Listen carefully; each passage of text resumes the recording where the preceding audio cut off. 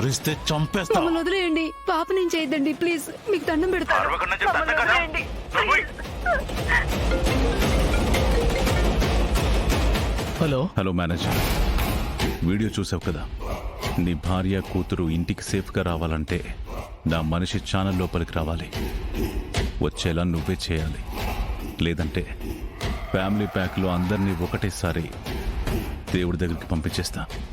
వద్దు sir, please sir, నా ఫ్యామిలీని ఏం చేయకండి సార్. అమ్మాయి ఫోటో పంపిస్తున్నా, తనని ఛానల్లోకి వెళ్లకుండా ఎవ్వరూ ఆపకూడదు.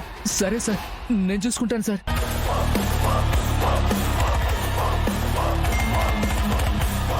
చెప్పండి రావు గారు. తెలుసు మేడం, కొత్తగా జాయిన్ అయిన రిపోర్టర్ కౌశికి మేడమే అపాయింట్ చేశారు.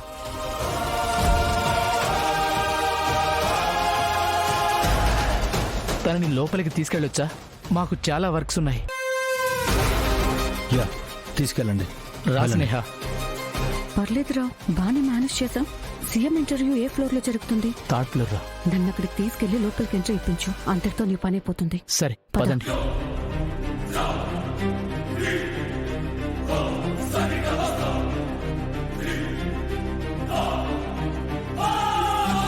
ఏమని జడి, ఆ అమ్మాయి మీద ఇంకా డౌట్ పోలేదా?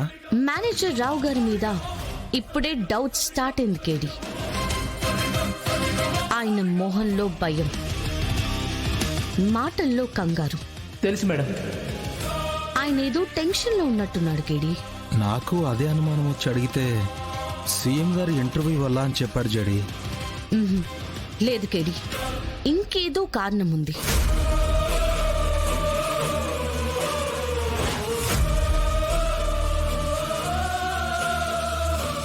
అండ్ ఆ అమ్మాయి స్నేహ మీద కూడా డౌట్ గా ఉంది. నువ్వు వెంటనే లోపలికెళ్ళి రావు గారితో మాట్లాడు. నేను రమ్యకి చెప్పి స్నేహని రిసెప్షన్ దగ్గరికి తీసుకురమ్మని చెప్తాను. సరే జడి.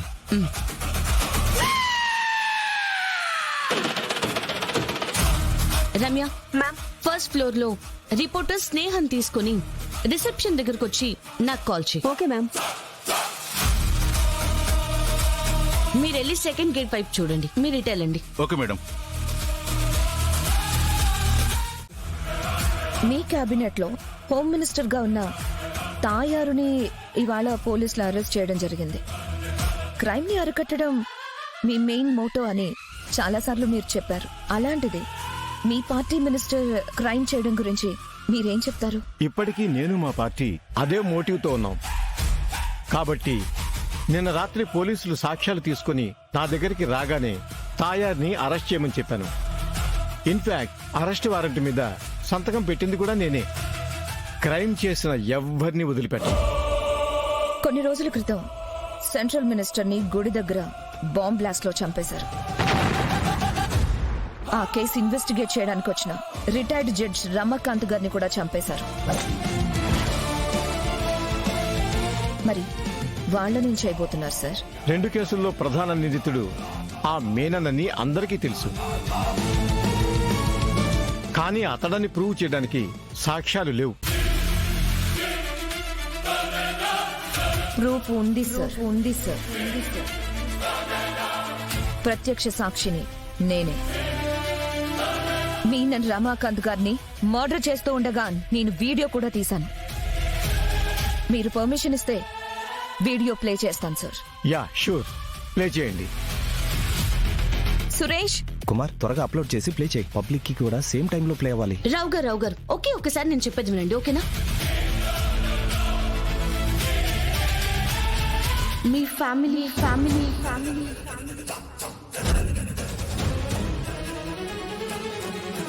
ఫ్యామిలీకి ఏమీ కాదండి, నేను చూసుకుంటాను. మీ భార్య పిల్లల ప్రాణాలకి ఏమీ కానివ్వను, నాది హామీ.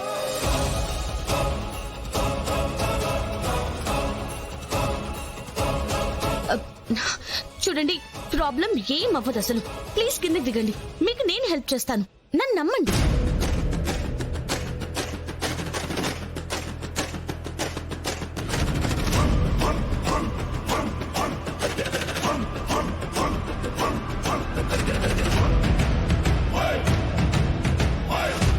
ఏం జరుగుతుంది టీనా? బాంబ్స్ పేలకుండానే అందరూ ఎందుకు బయటకు వచ్చేస్తున్నారు? జేడీకి మన ప్లాన్ గురించి తెలిసిపోయింది బాయ్, అందుకే అందరినీ బయటికి పంపుతుంది. నన్ను చూసి నా వెంట పడుతుంది. నేను తప్పించుకొని వెళ్తున్నా. బాంబ్ బ్లాస్ట్ అవ్వకుండా నువ్వు జేడీకి దొరకొద్దు టీనా. నేను చూసుకుంటాను బాయ్. టీనా, టీనా,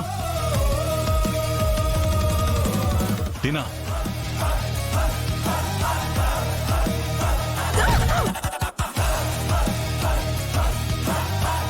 టీనా,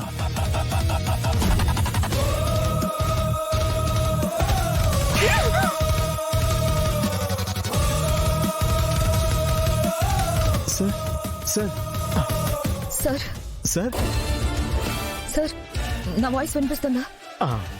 మెల్లగా సార్, ఇది పట్టుకో. జాగ్రత్త సార్. మెల్లగా. స్పెక్స్. సురేష్ స్పెక్స్. స్పెట్స్ ఇవ్వండి సార్. తీసుకోండి సార్.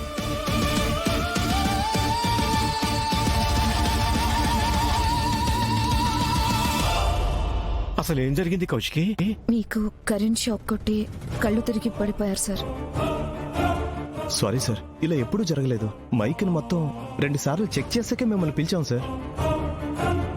అయినా కూడా ఇలా ఎలా జరిగిందో తెలియడం లేదు సార్. జేడీకి ప్లాన్ తెలిసిపోయిందంటే ఖచ్చితంగా బ్లాస్ట్